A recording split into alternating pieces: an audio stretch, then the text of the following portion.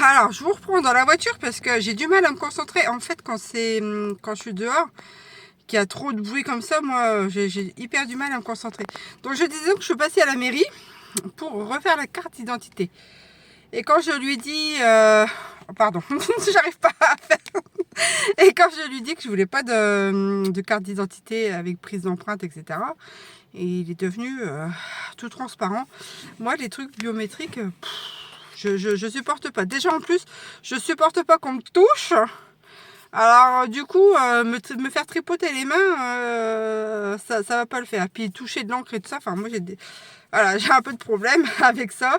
Et puis avec voilà ce qui s'ensuit. Et il me dit, ben rappelez dans tant de temps, parce que on vous dira les papiers qu'il faut prendre pour le rendez-vous. Ben, et c'est là que je lui disais, mais pourquoi vous ne dites pas maintenant en fait les papiers qu'il faut, et comme ça après moi je prépare tout et puis quand je vous appelle pour le rendez-vous j'ai déjà tout. Moi honnêtement je comprends pas pourquoi faire en 3 fois alors qu'on peut faire en 2. J'ai un peu de mal avec ça, il a pas su me dire pourquoi, et parce qu'il n'y avait pas de papier, etc. J'ai dit mais c'est quand même fou, il va falloir que j'appelle en fait pour le rendez-vous. Bon, ça c'est pas le problème, mais au moment de ça il me dira les papiers à prendre, donc il va falloir que je recommence à préparer tout. Alors que là, ayant le dossier, j'aurais pu tout faire d'un coup. Enfin bref, du coup, j'ai pas cherché à comprendre. J'ai laissé tomber l'affaire parce que je dis c'est encore une histoire ni queue ni tête. Ils vont encore rien piger. Et puis moi, ça va me, ça va me prendre la tête. Je vais péter un câble. Donc c'est tout. Là, on a de la chance aujourd'hui. Il y a le soleil qui se pointe. Bon, il caille quand même. Donc là, je vais aller. Je suis passée donc à la mairie chercher les papiers. C'était ma petite pensée philosophique du jour. J'avais envie de vous la partager. Ensuite, je suis passée à la boulangerie. Oh, ah dis donc. Enfin, ouais, c'est plutôt une pâtisserie. C'est pas une boulangerie, c'est une pâtisserie. Mélangeons pas les deux. Et c'est mon voisin en fait qui est pâtissier. Donc du coup, je lui ai pris des éclairs au chocolat. Puis des croissants, parce que je vais faire des croissants au jambon. Je dis quitte à manger des croissants, autant manger un truc sympa. Donc voilà, et puis je vais aller acheter du café. Je regarde les gens qui me regardent, ils doivent se dire qu'est-ce qu'elle fout celle-là. Je vais aller acheter du café aussi parce que je n'en ai plus. J'ai besoin de ma dose et de la ricorée parce que j'adore la ricorée. Peut-être une sous-marque hein, évidemment parce que vu les prix.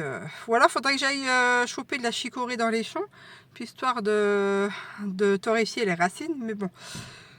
Je vais aller prendre ça et puis ça sera déjà bon pour aujourd'hui. Cet après-midi, ce matin, j'ai déjà fait les leçons avec mon lapin. Oh, c'était catastrophique les leçons. Oh là aujourd'hui, dis donc. On va avoir les nerfs bien solides. Oui, madame, bonjour. Elle doit croire que je la filme, mais en fait, je la filme pas. Je m'en serais doutée. Je regarde dans les rétros et en fait, elle se retourne pour regarder ce que je fais. Ah là là là là là là. Curiosité des gens, je vous jure. Alors, remarquez, il en faut hein, des gens comme ça parce que je me dis, s'il n'y avait pas des gens curieux, on pourrait peut-être passer à côté d'indices au final dans certaines affaires, etc. Donc ça a du bon, il y a un côté pas top, mais il y a un côté quand même qui est relativement bon. Si c'était dans la bienveillance, ça serait le top, mais il y a des fois, c'est pas du tout dans la bienveillance. Hein. On sent tout de suite. Hein. Donc, qu'est-ce que je voulais dire? Ah oui, et je vais aller chercher Marie Corée et je vais aller la chercher à Carrefour. Alors, j'aime pas trop aller à Carrefour parce que il y a la sœur d'une de mes anciennes collègues qui travaille là-bas. Et à chaque fois, c'est sûr que ça remonte aux oreilles là-bas. J'essaye de ne pas passer à sa caisse. Alors que le problème, c'est que j'ai rien à voir avec elle, en fait. Mais tout de suite, effectivement, dans certaines familles, il y a des partis pris et tout. Moi, je m'étais fait agresser une fois par mon ancienne collègue qui m'a dit « Je t'interdis de dire bonjour à mon père ». Mais j'ai dit « Mais ton père m'a rien fait, en fait ». Je dis, c'est toi qui étais con. J'ai dit, mais ton père, il y est pour rien en fait. Je dis, si j'ai envie de lui dire bonjour, je lui dirai bonjour. Vous voyez, des fois, jusqu'où ça va. Mais bon, tiens, toujours est-il ça. Je vais vous en raconter une bonne, tant que j'y suis. Allez, on continue. C'était au mois... Comment c'était au mois de juillet? Ouais, c'est ça. Et en fait, j'étais partie faire 2-3 achats avec mon lapin. Et j'ai rencontré, enfin, j'ai vu la sœur de mon ex-collègue qui était au téléphone. Elle était sûrement au téléphone en fait avec sa sœur. Et j'ai raconté j'ai raconté un mensonge. J'ai dit comme ça vaguement à mon fils, qui lui n'a pas capté, qu'on avait de la chance, qu'on allait partir un mois sur un bateau et tout, que ça allait être super. Alors que c'est pas vrai, hein. C'est pas vrai du tout, je suis jamais partie un mois sur un bateau. Et je me suis dit, on va voir combien de temps ça va faire le tour. Et j'avais une ancienne collègue, Bribri, je vais l'appeler Bribri, qui, en fait, quand j'avais eu des problèmes à cause de du traitement, on va dire, et que mon employeur cherchait absolument à me foutre dehors pour, pour une raison qui n'était pas valable. Du reste, je les ai collés au tribunal, j'ai eu gain de cause. Voilà. Hein, ils ont bien vu qu'ils avaient menti, etc. Bon, bref. Et en fait, la Bribri, elle m'avait toujours dit, oui, mais c'est pas normal ce qu'ils te font. Comment? Elle dit, t'as jamais rien fait, je te ferai un courrier pour ton dossier, etc. Sauf que le courrier, elle me l'a jamais fait. Elle m'a toujours dit, je suis ton amie, je te laisserai pas tomber, etc. Hein, vous voyez jusqu'où ça va. Et donc, ce courrier, elle ne me l'a jamais fait. Mais j'ai pas eu finalement besoin de son fameux courrier pour prouver mon innocence. Et comment dire, cette fameuse fille là, qui est au téléphone avec sa sœur, hein, eh bien, je raconte ça en passant comme ça. Et puis au final, le lendemain, je reçois un message de la fameuse Bribri, hein, qui me dit, oh, bah, tu peux m'appeler et tout, j'aimerais prendre de tes nouvelles, savoir si tu pars en vacances, etc. Vous voyez, vous voyez le tour que ça fait en fait. Je ne travaille plus là-bas depuis presque 2 ans, en fait, cette année. Eh bien, le tour que ça a fait pour revenir à la Bribri, qui me rappelle, enfin qui m'envoie un message pour espérer me tirer les vers du nez. En fait, ça faisait un petit moment que je me tâtais à me dire, est-ce que je coupe les ponts avec elle ou pas? Et puis là, en fait, je me dis, je vais couper les ponts. Donc, ce que j'ai fait, eh bien, je lui ai pas répondu pendant un mois. Et du coup, elle m'a renvoyé au bout d'un mois, je lui renvoie un message. Je dis, désolée, je n'étais pas disponible. Je n'étais pas là, j'étais partie un mois en voyage sur un gros bateau. C'est pas vrai, hein. Ce n'est absolument pas vrai. Mais vous voyez comment c'est revenu par là-bas, les rumeurs que ça peut faire, et puis la jalousie, et puis je me dis, le temps, imaginez-vous, qu'en fait, que quand elle m'appelait ou prendre des nouvelles, c'était simplement pour savoir des choses pour aller le recolporter à mon ancien travail, alors que ça fait 2 ans que je ne travaille plus là-bas. Imaginez-vous hein, la perfidie des gens. Franchement, et donc du coup, eh ben, j'ai coupé les ponts, j'ai allé hop. Déjà, je le sentais en fait que c'était pas sincère déjà de base, mais là voilà, j'ai coupé définitivement les ponts, sachant qu'à chaque fois qu'elle m'appelait, elle me dit ouais, ils disent ça sur toi et tout, mais j'ai dit mais comment au bout de 2 ans ils peuvent pas lâcher l'affaire. Enfin moi, je vous dirais que j'ai du mal à lâcher l'affaire aussi, parce que en fait, je m'en fous maintenant de ce qui se passe là-bas. Avant, j'étais encore très, très, très investie dans mon travail, etc. D'ailleurs, c'est pour ça qu'ils ne m'aimaient pas là-bas, parce que mon travail, je le faisais vraiment très bien et avec cœur. Donc ça doit gêner aussi quand quelqu'un fait son travail avec passion, alors que d'autres ne le font pas. Moi, j'ai déjà vu des réflexions. Comment je vais l'appeler, elle? Je vais l'appeler le capitaine. Tiens, ça lui va très bien.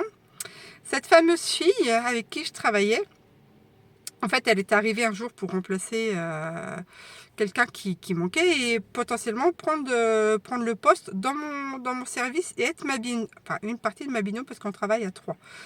Enfin, on travaille à 3 dans le secteur. Et en fait, j'aimais bien un petit peu son côté initiative, mais par contre, c'était un caractère fort. Je suis un caractère fort.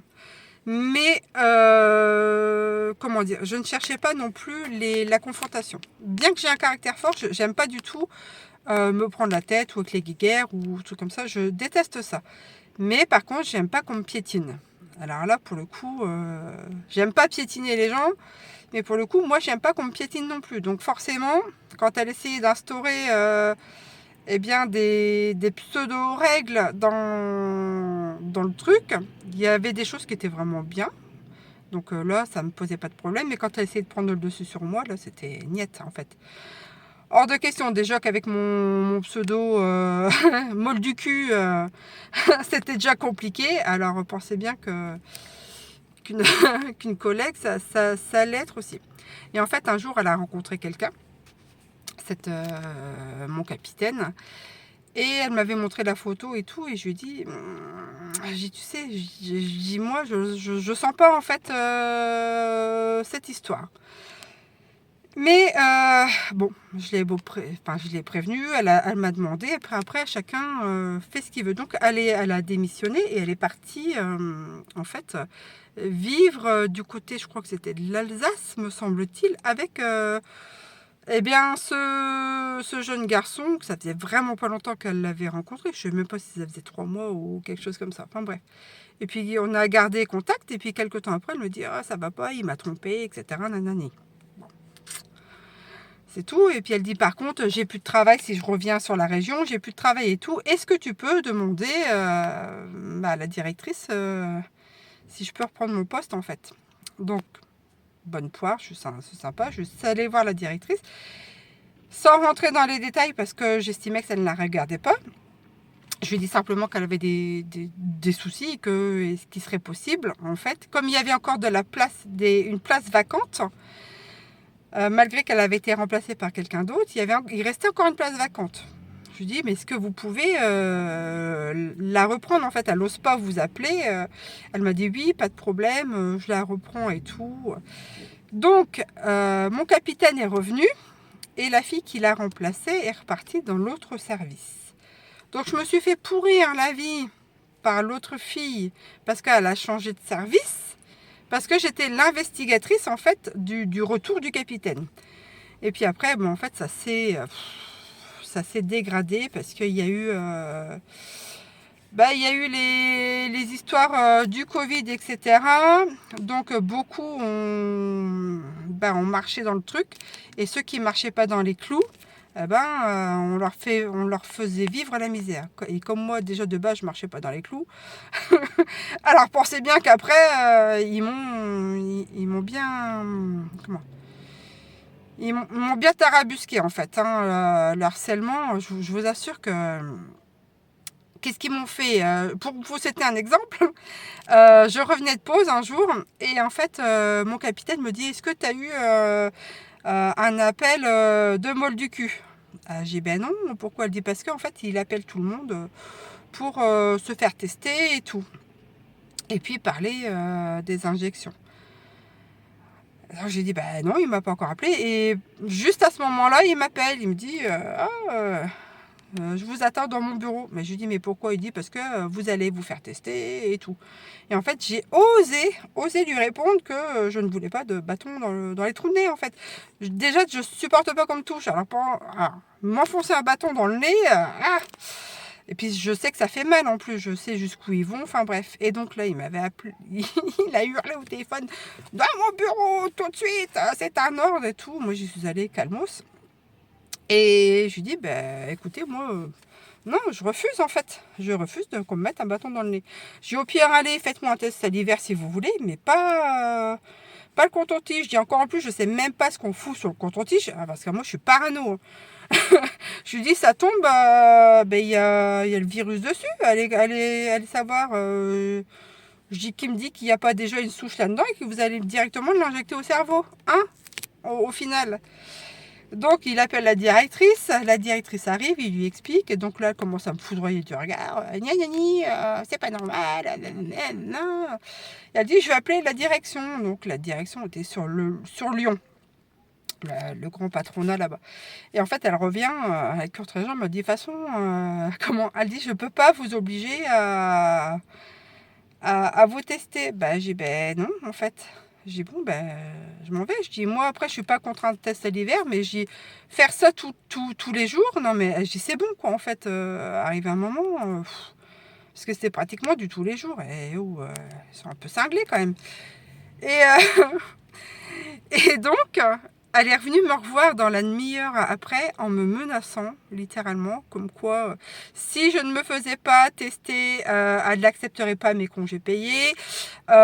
Si j'avais un problème avec mon enfant, elle me le ferait payer, elle ne m'accorderait pas des jours, etc. Alors que elle savait que mon enfant est autiste. Je n'ai jamais pris un seul rendez-vous sur ces spécialistes sur mes jours de travail. Jamais. Ah ouais, jamais. Littéralement jamais. Je prenais les rendez-vous sur mes jours de repos en fait. Donc je n'ai jamais embêté le service. Mes jours d'absence, on pouvait, je crois, les compter allez, en 50 de boulot. Si j'étais absente, je sais même pas, je sais même pas combien, j'ai pas calculé. Mais en fait, les peu de fois où j'étais absente, c'était soit un accident de travail, parce que j'en ai eu un sacré qui m'a bousillé la nuque, en fait. Ça m'a fait sauter un disque cervical parce que j'ai rattrapé une mamie qui allait tomber. Je l'ai rattrapée. Elle n'a rien eu, mais c'est moi qui ai morflé. Hein, plus de disque cervical et non reconnu comme maladie professionnelle. Hein, ça vaut le coup en fait, hein, je trouve. Et en fait, tout ça pour vous dire que la Bribri, qui était une remplaçante, je ne sais pas si maintenant elle est embauchée ou pas, mais toujours est-il, je disais, fais attention, machin, bidule. Enfin, en fait, tout le monde se tirait dans les pattes et il n'y a que moi qui étais à l'extérieur de tout ça et qui voulait pas rentrer dans le jeu, en fait, de ça, parce qu'elle se faisait de la bise et puis par derrière, mais il fallait voir comment se dégueuler littéralement. Donc, du coup, cette fameuse Bribri, eh bien, j'ai coupé les ponts parce que je savais très bien qu'au final, eh bien, elle me questionnait pour aller recolporter là-bas, littéralement. C'est quand même hallucinant. Moi, j'essaye de faire mon deuil de ça, ce qui est encore difficile au bout de 2 ans, puisque j'en fais encore des cauchemars. Et il m'arrive encore à en faire des cauchemars. Tiens, ni plus ni moins, hier, j'ai hurlé en pleine nuit parce que ils m'ont vraiment bien dégommé, en fait. Hein. Après, psychologiquement, hein, ils ont réussi à me faire douter de moi, alors qu'au final, quand je reprends tout, non, en fait, j'étais quelqu'un de bien dans les soins, en fait, j'ai fait des erreurs, hein, évidemment, hein, comme tout le monde, mais je n'ai jamais été dans le volontariat de faire du mal. Pour exemple, la capitaine, une fois, je sortais d'une chambre d'un patient et en fait elle arrivait et je vois l'infirmière arriver et elle demande au capitaine oh bah tiens t'as vu dans la chambre d'un tel le lit n'est pas fait, etc. Alors il se peut qu'on n'ait pas le temps de faire les lits, c'est pas la priorité, déjà de base la priorité c'est le patient, mais là c'est un jour où on avait plus ou moins du temps. Et en fait la capitaine, c'est ça qui m'a choquée, c'est qu'elle a dit comment elle a sorti ça? Parce que c'est quand même assez vieux. Elle a dit je ne l'ai pas vu et c'est pas mon problème, c'était pas mon patient. C'était pas à moi de le faire. Alors moi, ce qui m'a choqué, c'est qu'en fait, c'est quand on arrivait dans les chambres elles sont pas non plus très très grandes. On a vu directement sur le lit. Comment on ne peut pas voir qu'un lit n'est pas fait? On peut ne pas avoir le temps, c'est pas le problème. Mais comment on peut dire que je ne l'ai pas vu et que c'est pas son problème et que c'est pas son patient et que c'est pas ses machins? Parce qu'effectivement, on avait une liste pratiquement de 10 patients chacun. Donc, on s'occupait en priorité de chacun de nos 10 patients. Mais c'est sa réflexion en fait qui m'a dérangée. Mais littéralement, elle m'a quand même dérangée en me disant ouais, c'est pas son problème, mais qu'elle n'avait pas vu. Je me dis, mais comment on fait pour pas voir? C'est la première chose que tu vois quand tu rentres dans la chambre. Je me dis, putain, mais c'est pas possible. Ce n'est pas possible. Et cette fameuse capitaine donc, qui est revenue sur son poste parce que j'ai demandé à la directrice de la reprendre. Et après, ça a été... c'est monté crescendo. Hein, parce que moi, quand je suis arrivée là-bas, à cet établissement de soins, Molducu était venu me voir pour me demander si je pouvais espionner mes collègues et lui faire un rapport en fait de ce qui se disait, ce qui se faisait, etc. Et moi je l'avais envoyé chier littéralement en disant que c'était pas mon boulot en fait et puis chacun s'ils ont envie de parler, ben, ils sont en droit de parler sans pour autant que la direction soit au courant.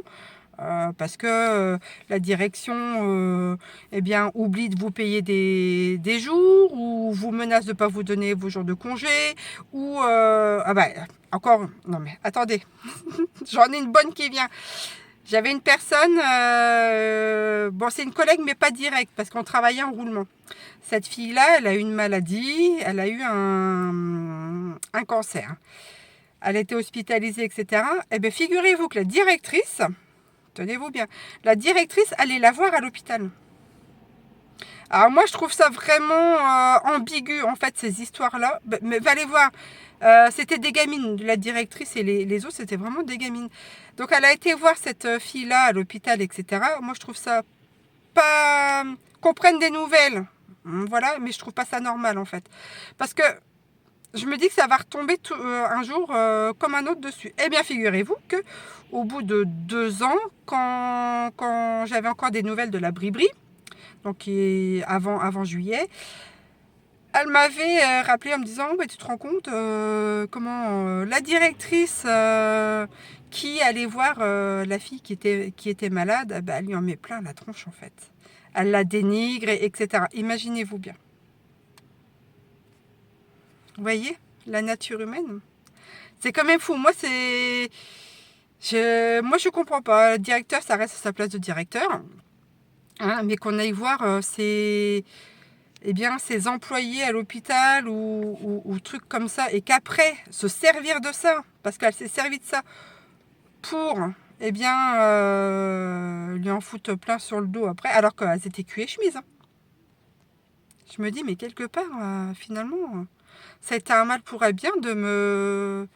bah, que je sois plus là-bas, en fait, dans ce domaine-là, mais c'est un truc de fou. Mais il n'y a pas que ça, hein. L'infirmière, enfin une des infirmières, parce qu'elles étaient plusieurs, eh ben, quand elle avait des stagiaires garçons, parce que c'est souvent qu'elle avait des stagiaires garçons, et ben, quand ils se baissaient, les stagiaires, eh ben, elle prenait en photo leurs fesses. Puis elle s'en vantait. La direction ne disait rien, les autres collègues se disaient rien. Et puis moi, quand je lui disais, mais t'as pas honte de faire ça bah, c'est mise à dos. Eh ouais. Donc vous voyez, quand après je suis pas parfaite, je le redis, hein, je fais des erreurs, je continue à en faire, mais j'essaie de m'améliorer en fait. Mais c'est avec le recul quand je me dis qu'au final, quand on vous fait croire que c'est vous la pas normale, que c'est vous la méchante, que c'est vous, et qu'on finit par y croire, et qu'en fait on prend du recul, mais on se dit, bah la vache, il y a pire que soi, il y a vraiment pire que soi.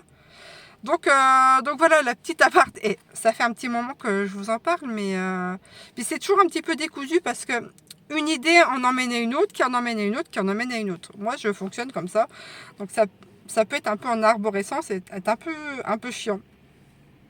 Et voilà, la petite... je pourrais encore en raconter tout ça pour vous dire que j'ai coupé les ponts avec la Bribri parce que je savais très bien que l'autre avait recolporté que j'allais en vacances un mois sur un magnifique bateau, alors que je le répète, c'était pas vrai, c'était juste pour voir. Et effectivement, vous voyez, une personne qui se disait mon ami, bah non, pas du tout. Pas du tout. Donc c'est vrai que j'ai très peu d'amis. Moi je sais qu'en amitié, Bah alors, je suis plus fidèle qu'un caniche, clairement. Je sais que je suis quelqu'un de confiance, mais vraiment, honnêtement et sincèrement. Mais je me dis, donner l'amitié à quelqu'un, bah c'est plus possible en fait. Dans le contexte où on vit, ce n'est plus possible. Après, peut-être que ça peut exister, mais au final, si un jour il devait y avoir de l'adversité, je dis bien si un jour, hein, je me dis qu'en fait, on pourrait pas trop compter enfin, on pourrait pas forcément compter les uns sur les autres. De toute façon, ça s'est vu pendant la guerre, hein, avec la Gestapo, les gens qui dénoncent, etc. Mais je me dis, il n'y avait déjà pas beaucoup de soutien. Il y avait du soutien sur certaines choses, mais il y en avait beaucoup, ils ne soutenaient pas. Et c'est vrai que l'être humain, dans des cas difficiles, beaucoup tout du moins, beaucoup, je ne fais pas une généralité, mais beaucoup, en fait, vont prioriser soi-même et leur propre famille. Et ce qui est, je pense, normal. Sauf que moi, j'étais plus dans le sens inverse, en fait. Vous voyez, j'étais vraiment dans vouloir aider tout le monde, être sincère, et même en amitié, etc., les aider dans pas mal de choses. Et au final, la vie m'aura appris que il y a quand même des bons côtés dans les apprentissages de la vie. C'est qu'elle m'aura appris, grâce à ce genre d'attitude et de personnes, que au final, qu'il ne faut pas faire passer les autres avant soi. Qu'il faut se prioriser. Arrive un moment, il faut se prioriser. Alors, je travaille dessus encore, hein, parce que j'ai toujours cette petit truc à vouloir aider mon prochain. Mais grâce à cet apprentissage dans le milieu du travail et parce que j'ai pu voir, je me suis dit, mais il faut que... On a l'impression que ce qu'elle faisait, c'était la normalité, en fait. Pour elle, c'est la normalité. Et je me dis qu'il faut que finalement, que je pioche dans cette normalité pour me créer une arme de défense, en fait, clairement. Alors, ça va un peu à l'encontre de ma nature, mais au final, si un jour il arrive quoi que ce soit, un truc adversité, il faut que malheureusement malheureusement ou heureusement, je ne sais pas, mais ça sera moi et puis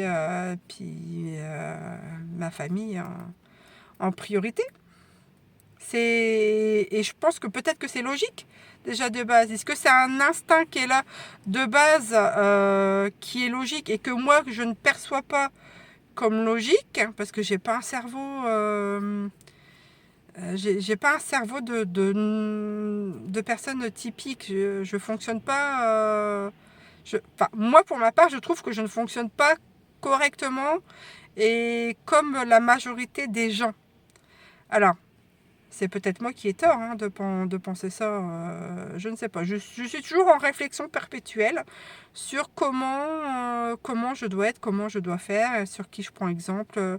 Est-ce que enlever ma nature ou la cacher un petit peu, je sais pas en fait. Je sais pas. Mais c'est vrai que la vie nous apprend quand même pas mal de choses, je trouve. Bon, sur ce, je vais aller faire mes bidules parce que ça fait presque 30 minutes que je vous parle. Je vais en profiter encore qu'il fasse beau, hein. Il fait frais mais beau pour aller terminer ça. Puis après, j'irai faire des vitres, de la baie vitrée. Elle est immense, donc je vais aller nettoyer tout ça. Je vous remercie de m'avoir écouté. N'hésitez pas, en fait, ça peut être des discussions ouvertes. En fait, n'hésitez pas à laisser vos impressions, vos ressentis dans les commentaires et de partager. En fait, c'est aussi pour ça, d'avoir des autres opinions, des autres avis, surtout et n'importe quoi. Moi, ça m'intéresse beaucoup parce qu'en plus, ça me donne aussi d'autres pistes et d'autres matières à réfléchir. Donc, surtout, n'hésitez pas à marquer dans les commentaires, vous, ce que vous en pensez, en fait, des leçons de vie ou des attitudes ou comment il faudrait être ou franchement, je trouve que c'est des choses qui peuvent être hyper enrichissantes en fait. Enfin, tout du moins pour moi et peut-être aussi pour les autres. Allez, sur ce, je clôture là. Je vous embête pas plus. Je pense à toutes mes petites personnes choupinours qui m'écrivent régulièrement. Je vous dis bon courage et à très bientôt. Allez, ciao, ciao!